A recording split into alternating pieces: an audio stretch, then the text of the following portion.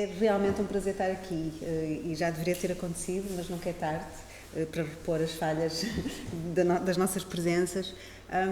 Eu não queria só agradecer, queria também de alguma forma celebrar aquilo que é feito aqui e que tem sido um prazer descobrir. Eu acho que o vosso trabalho é absolutamente extraordinário nesta comunidade e penso que todo o projeto e tudo aquilo que estão a fazer em relação a esta escultura pública o demonstra, não é? Portanto, um certo envolvimento com a comunidade local e com a cidade e, portanto, é de uma generosidade enorme e deve ser celebrado e tem sido um prazer descobrir e estar convosco aqui também.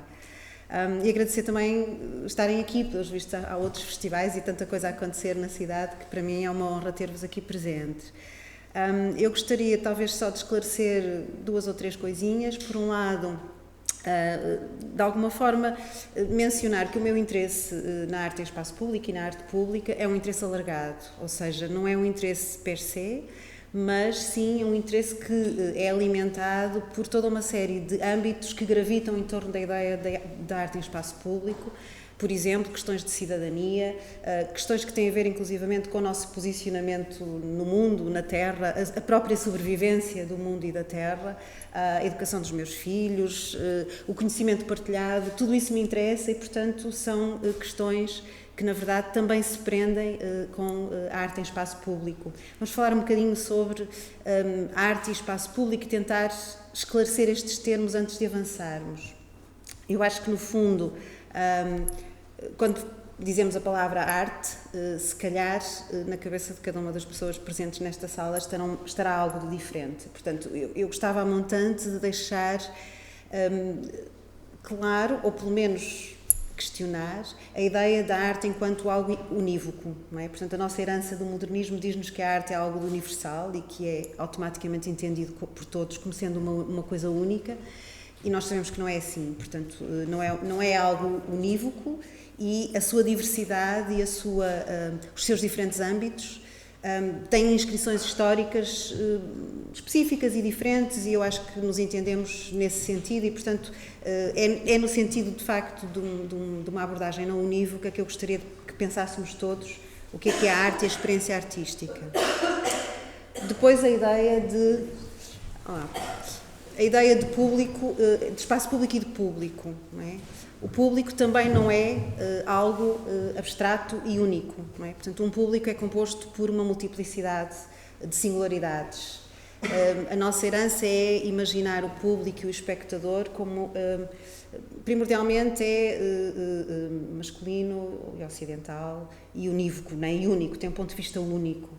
E eu acho que seria importante, nesta nossa conversa, procurarmos desmontar isso um pouquinho e procurarmos perceber que um público, de facto, é um conjunto de singularidades, não é? E, portanto, pensarmos a multiplicidade identitária. Nós vamos ter muito tempo para falar sobre isto, mas são conceitos que eu acho que a montante nos podem ajudar no resto da nossa conversa. Bom, por outro lado, a questão da educação, não é? Da dimensão educativa. Estão aqui muitos antigos alunos meus e isso é uma coisa que para mim é importante e também a questão da partilha de conhecimento mesmo com os meus filhos, por exemplo, é uma coisa que me interessa no sentido de procurar rever, inclusivamente este protocolo que nós estamos aqui neste momento a viver, não é? Eu aqui sentada deste lado e algumas pessoas sentadas desse lado, supostamente olhando para mim como estando no lugar da verdade e eu gostava de desmontar isso, não é? Portanto, preferia muito mais partilhar convosco inquietações, eu sei que vos deixa mais inseguros, mas eu gostaria de partilhar também as minhas próprias inseguranças a encarar todos estes assuntos, não é? E eu acho que esse, se calhar, é a condição da contemporaneidade com que é mais difícil de lidar, não é? É nós percebermos que tudo quanto seja estruturas estabilizadas, sejam elas identitárias, nacionais, etc., não podem ser encaradas de um ponto de vista essencialista. E isto é um termo que eu mais à frente vou tentar explicar. Em relação também ainda ao espaço público, a questão da nossa dificuldade em perceber... Nós já sabemos que os limites entre o público e o privado se diluíram. É uma coisa que é mais ou menos falada. Mas eu acho que, para além dessa diluição, aquilo que é mais inquietante é o facto de nós nunca termos a certeza do que é de facto público e do que é privado. Inclusivamente não sabemos se o nosso telefone, mesmo estando desligado, nos está a ouvir, não é? E, portanto, esta impossibilidade de percebermos que aquilo que fazemos só connosco é mesmo só connosco, é profundamente inquietante, não é? E, portanto, deixa-nos...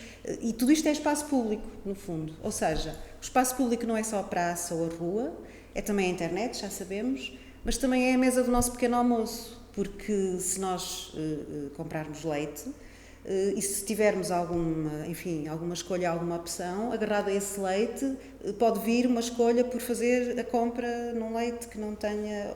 enfim, que não faça crueldade aos animais, por exemplo, não é? E, portanto, isso já é público, não é? Portanto, todas as coisas que passam pela nossa vida trazem agarrado a si alguma dimensão pública, não é? E acho que, em última instância, todos nós, de alguma forma, somos seres públicos, cada vez mais, não é? A gente de vez em quando encontra-se na internet, não é? Ou de vez em quando...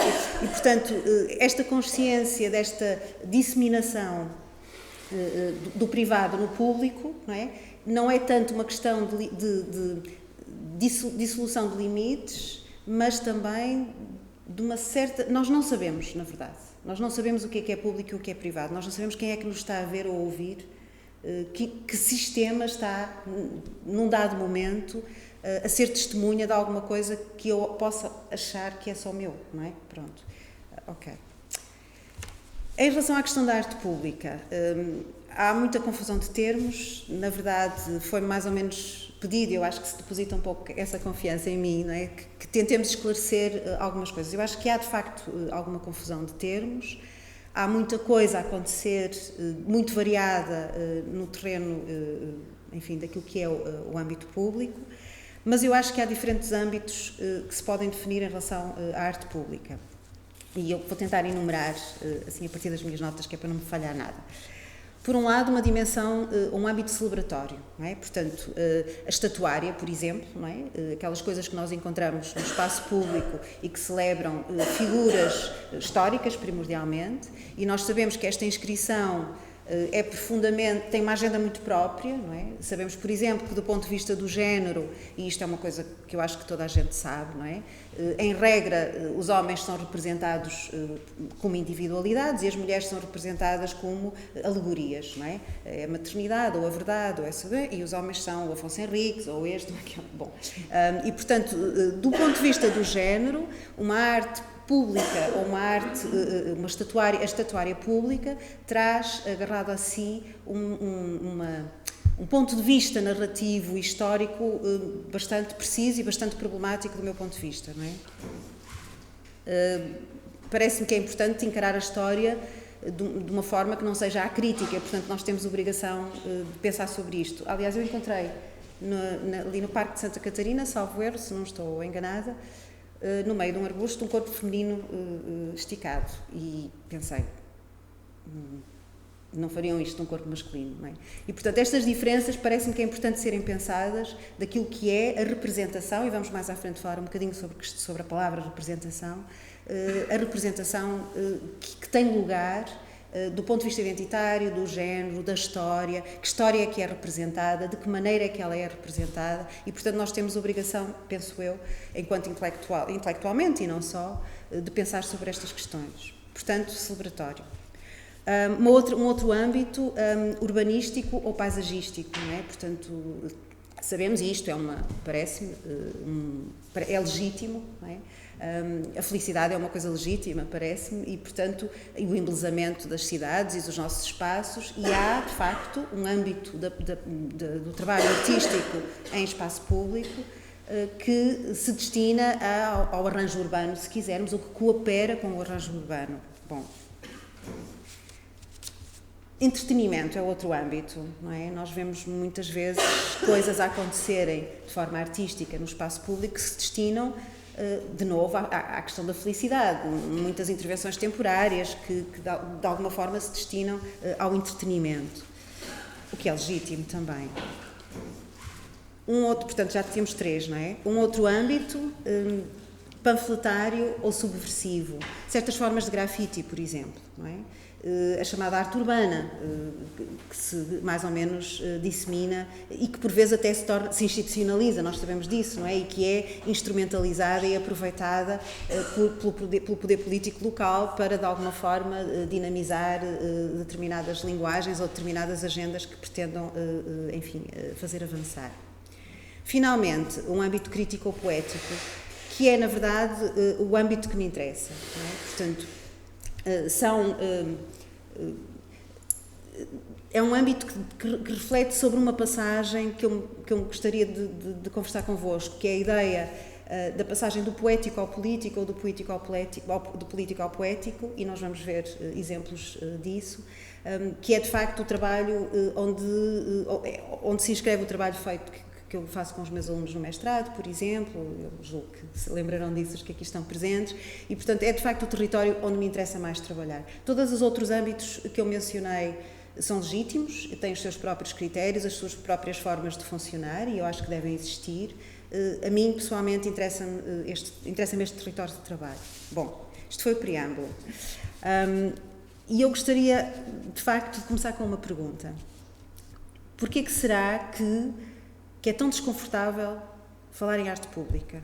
Quase todas as pessoas com que eu falo demonstram um certo desconforto. Arte pública. Não é? E eu interrogo-me porquê. Não é? Porquê que custa dizer? Dizemos arte em espaço público já é uma maneira de amaciar a coisa, não é? De tornar a coisa menos, difícil.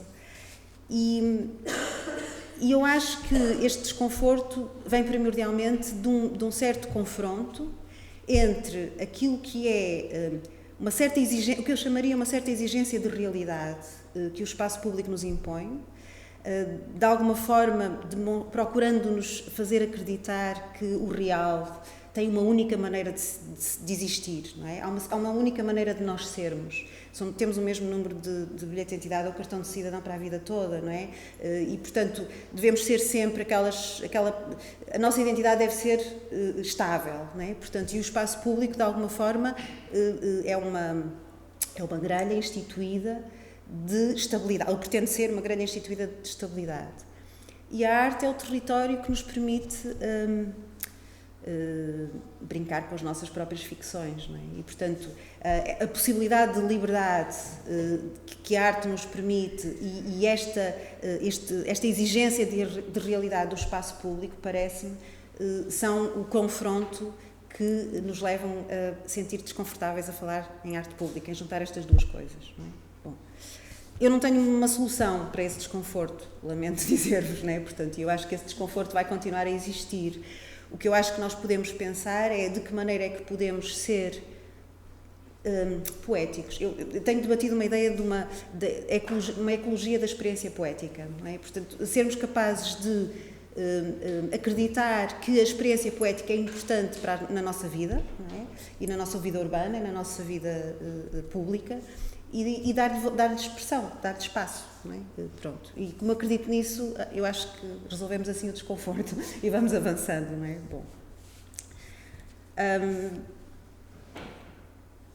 O espaço público é um lugar cuja propriedade as instituições pretendem tomar, não é? Portanto, é aquele lugar em que a instituição política, pública, educativa, administrativa, não é? Mas o espaço público é também o lugar onde a nossa singularidade se afirma, não é? Portanto, a nossa singularidade adquire sentido no coletivo.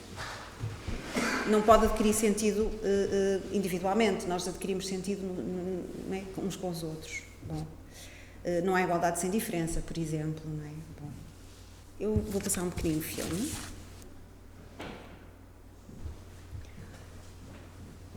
O espaço público, sendo um espaço de controle, age sobre os corpos.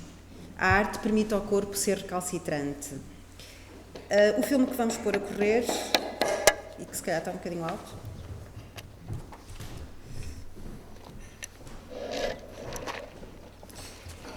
é um filme do Francis Alice, que ele realizou em Jerusalém, e é um filme que nos, de alguma forma, demonstra como uma ação do corpo, performática, pode revelar situações políticas. Portanto, é uma ação poética que pode revelar uma situação política.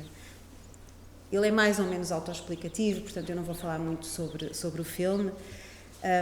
O meu título falava em memória e representação, cidadania e poder, e portanto eu vou falar um pouco, já falei um bocadinho sobre estas questões, mas irei se calhar esmifrar um bocadinho mais algumas delas. Sobre a memória. Falei há pouco em essencialismo e eu gostava agora de explicar aquilo que considero o anti-essencialismo. O essencialismo, e nós estamos a olhar para uma ação que se passa num lugar em que o essencialismo é tão forte e tão violento, não é? O essencialismo é aquela forma de olhar para molduras identitárias ou nacionalistas, por exemplo, de uma forma não inclusiva, não é? Ou seja, dizer que ser mulher é essencialmente ser feminino, ser homem é essencialmente ser masculino, ser português é alguma coisa de essencial, e isto é algo que o pensamento feminista e pós-feminista desmontou, não é? Portanto, nada é essencialmente feminino ou essencialmente masculino, nada é essencialmente português ou nada é essencialmente o que quer que seja, na verdade, porque todas as condições identitárias e culturais resultam de processos complexos, narrativos, discursivos, etc., que nos contaminam com determinados procedimentos e formas de estar e formas de nos autodefinirmos, num certo sentido, não é? Bom, e, portanto, o anti-essencialismo, para mim, continua a ser uma forma importante de procurar perceber que a nossa nacionalidade é algo fluido, não é? É algo que está permanentemente sobre múltiplas influências. Eu costumo dar o exemplo, por exemplo, das tripas à moda do Porto, não é? Que são aquela coisa que aparentemente parecem ser identificadoras do Porto, do que é ser do Porto, mas, no entanto, se nós pensarmos, aquelas tripas que se comem hoje não são de certeza as mesmas que se comiam quando foram inventadas, eventualmente, não é? Porque estarão hoje cheias de químicos, porque terão um sabor diferente, obviamente, etc., não é? Portanto, aquilo que eu vos propunha é procurar olhar para além das aparências em relação a uma determinada realidade. O que o Francis Ali está a fazer aqui, na verdade, é fazer uma marcação daquilo que é uma fronteira imaterial e que, se calhar, a fronteira imaterial até é mais forte do que uma fronteira física, por vezes, não é? Seguramente em Jerusalém, enfim, é dramático, não é? Bom, o filme vai correr enquanto falamos. Portanto, tal como a cultura e a identidade são processos e não dados encerrados, eu proponho então que encaremos a memória como um processo ativo e performático. A memória pertence a todos, passa pelo corpo, inscreve-se no espaço, mas as suas escalas de permanência e de visibilidade são contingentes. Porque, se supomos que mudamos constantemente, que o que somos agora é diferente do que fomos há 2 minutos, e eu esperaria que saíssemos todos desta sala diferentes do que aqui entramos, se supomos uma existência sem o espartilho do essencialismo, como eu falei há pouco, então temos que admitir que nem sempre temos as ferramentas ou a capacidade para lidar com tamanha fluidez, para usar uma palavra em voga, não é? Precisamos, parece-me, de pensar a memória como uma forma de conhecimento, mesmo sabendo que estabilizá-la enquanto memória é muito difícil. Reparem que estamos sempre permanentemente sujeitos a revisionismos ao serviço de agendas interesseiras, normalmente por forma a suster ou aumentar um determinado poder, não é? Isto parece-me problemático e parece-me difícil na contemporaneidade. Por isso a memória tem que ser pensada com um sentido de presente, do estarmos hoje onde estamos em função de onde viemos. O perigo de uma história acrítica é enorme nos dias que correm. O perigo de não pensar que os eventos e a sua história são coisas tornadas contingentes pela emissão do discurso é gigante, não é? E temos que permanecer alerta. Por outro lado, em relação à questão da memória e à questão da história, eu não venho da história, mas isto interessa-me, nós vivemos numa condição na contemporaneidade muito particular, que é a questão da simultaneidade, não é?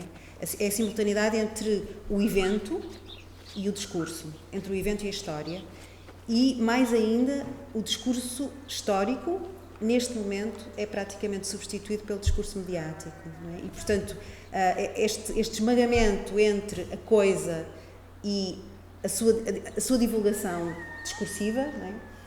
É brutal. Eu não sei pelo menos comigo aconteceu, muita gente assistiu ao 11 de setembro ao mesmo tempo que estava a acontecer, não é? Portanto, e isto é uma coisa, falta-nos aquela coisa que os historiadores falavam, que é a distância histórica, não é? Portanto, eu acho que do ponto de vista antropológico nós não temos ferramentas para lidar com isso, não é? Porque a coisa está de tal maneira em cima que é muito difícil percebermos o que está a acontecer, não é? Bom, para agravar a situação, a máquina mediática e o sistema mediático manipula profundamente a forma como o evento é divulgado, não é? E, portanto, estamos constantemente a duvidar, ou a ter que duvidar, e eu acho que é bom que todos duvidemos, daquilo a que estamos a assistir em permanência, não é? Bom. E eu acho que o que é extraordinário é que parece que de repente cabe aos artistas de alguma forma revelar, não é? Porque os mídias são tão opacos, não é? Tornaram-se, a opacidade dos mídias tornou-se de tal maneira espessa, não é? Que parece que quando os artistas põem a mão, o dedo na ferida, não é? Revelam, nós mais facilmente temos acesso às coisas, e isto é o pensamento crítico, no fundo. Bom. Depois falar um bocadinho sobre representação.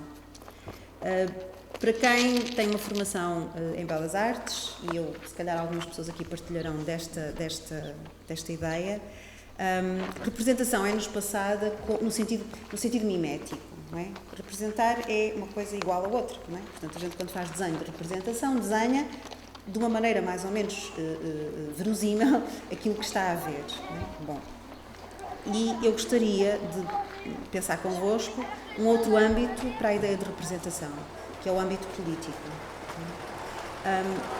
E eu costumo contar uma pequenina história, um pequeno momento da minha vida, aqueles momentos, aquelas epifanias que a gente de vez em quando tem, que me ajudou a perceber e portanto, a explicar o que é isto da representação no sentido político. Há um momento em que o meu filho tinha talvez 4 anos, estamos numa situação doméstica simples, eu talvez a cozinhar, não sei bem, na televisão, ele está a brincar, na televisão está a passar um filme sobre o lobo ibérico e de repente eu ouço, ele tinha 4 anos, eu ouço dizer assim, olha mamãe, olha o lobo mau. E eu disse, não, o lobo mau não é esse, o lobo mau é da história. E isto é a representação política, ou seja, quando uma determinada personagem é gerada numa determinada narrativa, seja um conto de fadas infantil ou seja uma agenda política qualquer, não é? Há uma figura identitária que é gerada e que depois se passa a substituir aquilo que lhe deu origem, não é? Isto acontece, por exemplo, muçulmanos terroristas, não é? Nós temos na vida de todos os dias muitas situações destas, não é? Portanto, de repente todos os lobos são lobo mau, não é? Que é o da história e que surgiu de uma narrativa e de um discurso e não, portanto, o lobo em si, não é? Isto é a dimensão política da representação. E eu acrescentaria também uma outra coisa, o âmbito mimético da representação, no fundo, também é político, não é? Porque, por exemplo, a perspectiva e o desenho de perspectiva é-nos passado como sendo a forma, não é? A forma de representar o real, quando, na verdade, é um sistema de representação profundamente problemático, não é? Porque é pensado para um ponto de vista único, volto a dizer, europeu, branco e masculino, não é? Num certo sentido. Bom. Portanto, eu vou repetir uma ideia que tinha passado há pouco. Perante a opacidade da transmissão do real pelos mídia, os seus palimpsestos, parece por vezes que fica entregue aos artistas a responsabilidade de revelarem o que se passa, uma certa forma de verdade desassombrada, digamos assim. Não é? Bom. E isto, no fundo, é uma contradição maravilhosa, que é o poético, ao qual se atribui tradicionalmente a possibilidade de ser opaco, ou pelo menos de não se revelar, parece que cabe cada vez mais uma função de revelação. Eu vou terminar o filme por aqui, ele continua, portanto, neste processo. Esta obra do Francis Alix, no fundo, dá-nos... para mim, isto é arte pública, não é? De facto. É um gesto performático, profundamente poético, mas profundamente político. E esta frase que ele tem de como algo de poético se pode tornar político e algo de político se pode tornar poético, parece-me que nesta performance é bastante claro, não é? Enquanto gesto em espaço público. Portanto, ele está a abordar uma questão problemática, profundamente violenta, não é? Portanto, isto é um território muito difícil, onde, como sabemos, se passam muitas coisas de grande violência, e o que é extraordinário é que é como se ele fosse invisível. Não sei se reparam pelo filme todo, não é? Ele está a marcar aquela fronteira, que é uma fronteira invisível, mas que nós sabemos que não é, passa pelos guardas, passa pelas pessoas, e há muito pouca interação. As crianças são talvez quem interage mais com ele, e portanto é muito forte esta referência. Querem ver o filme até ao fim? Okay. Também deve estar mesmo terminado.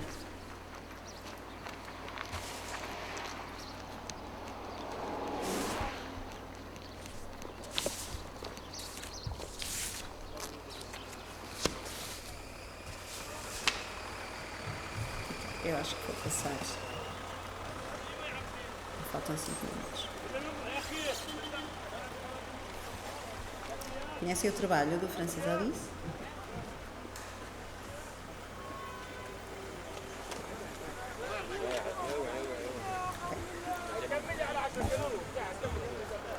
Portanto, esta foi uma obra que, com uma dimensão performática, um gesto simbólico, revela, de facto, uma dimensão profundamente política. Um outro artista e uma outra obra de que eu gostaria de falar aqui é esta peça do Félix González Torres, que é uma obra que traz ao espaço público uma dimensão íntima, fazendo-nos perceber como uma situação privada também pode ser tornada pública. E, no fundo, também contém uma dimensão coletiva, não é? Portanto, isto é foi um conjunto de billboards, não é? De painéis, não sei como é que de repente como se diz em português, não é um painel publicitário porque não está a publicitar nada, mas, portanto, é um painel de outdoor, não é? De exterior. Foram 24 que ele espalhou pela cidade de Nova Iorque. Isto é um trabalho, é uma obra de 91, salvo erro,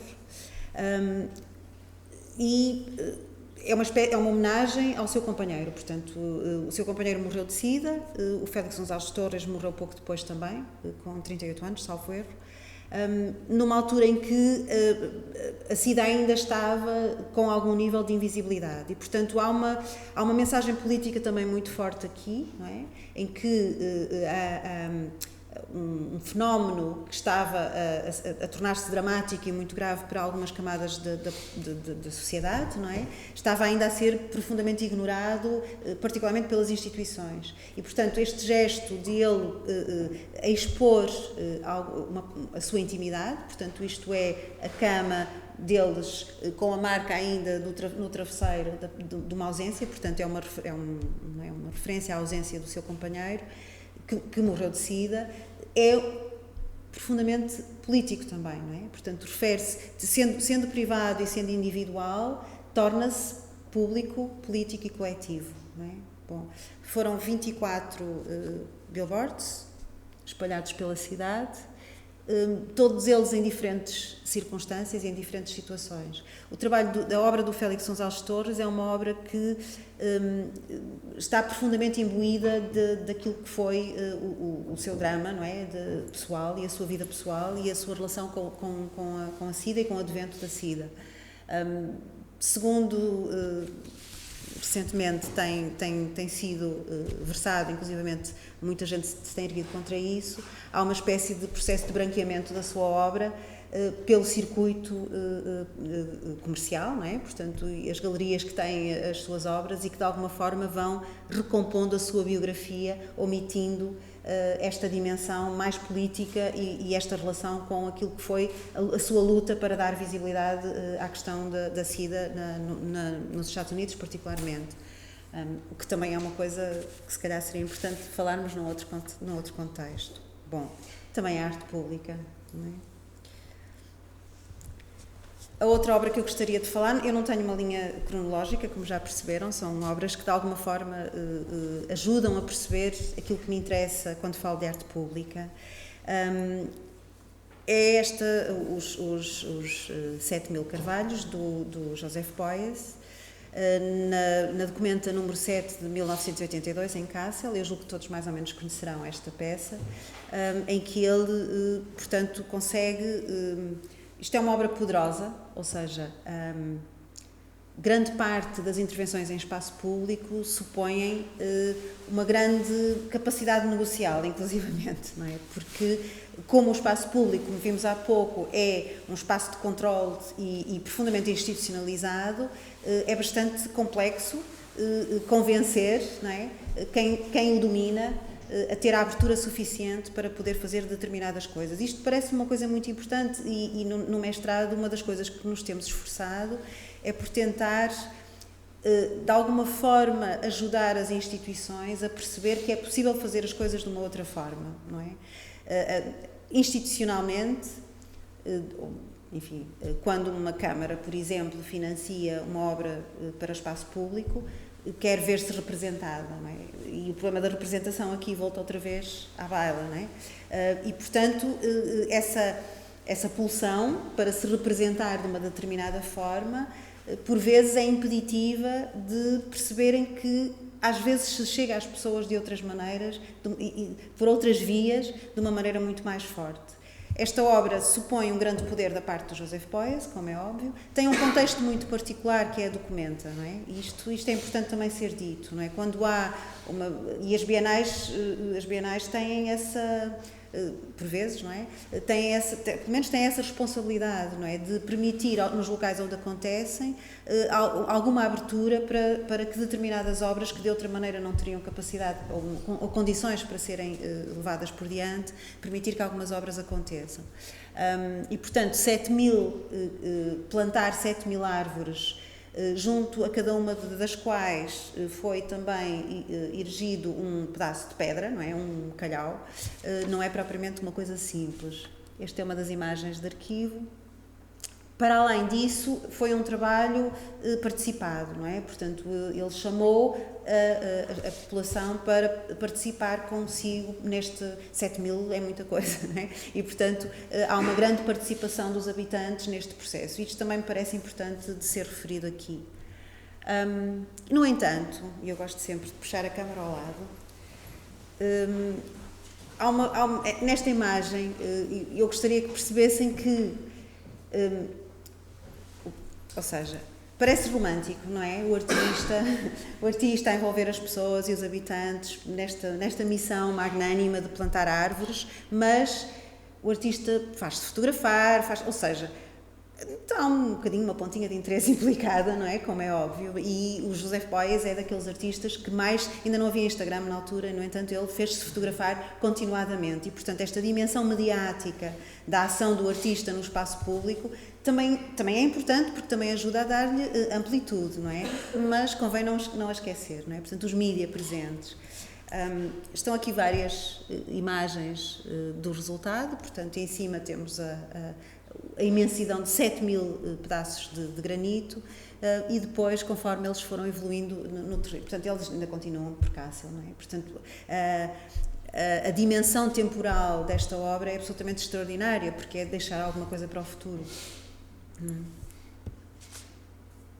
Finalmente, eu gostaria de falar de uma outra obra que contém no seu programa, portanto, vimos uma obra temporária mesmo, desaparece, a tinta provavelmente ainda lá estará em alguns pontos, mas passa, não é?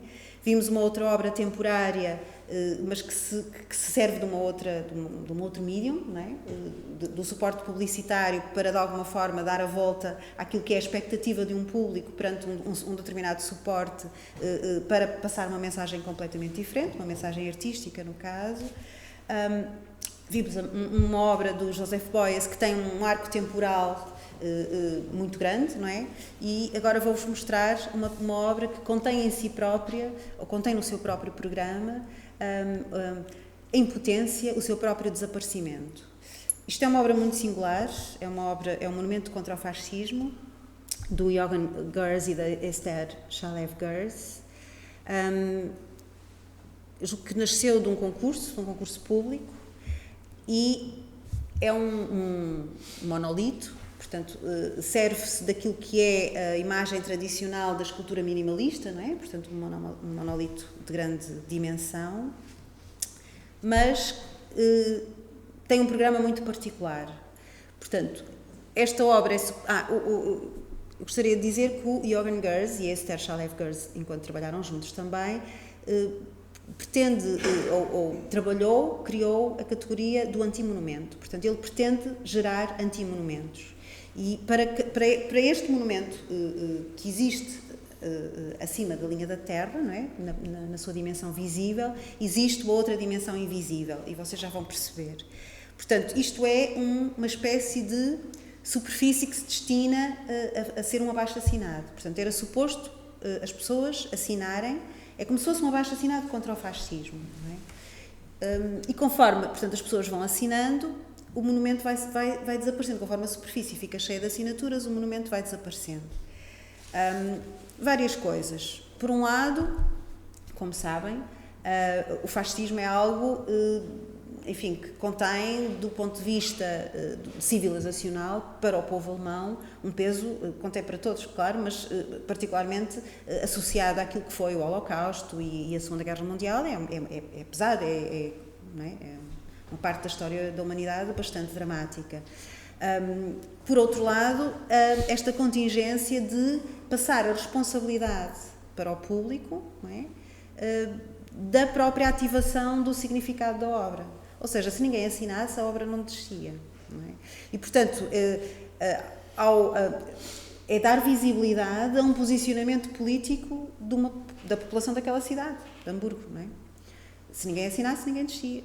A peça não descia. Não é? Pronto. E ela foi descendo. Portanto, fevereiro de 1990, dezembro de 1990.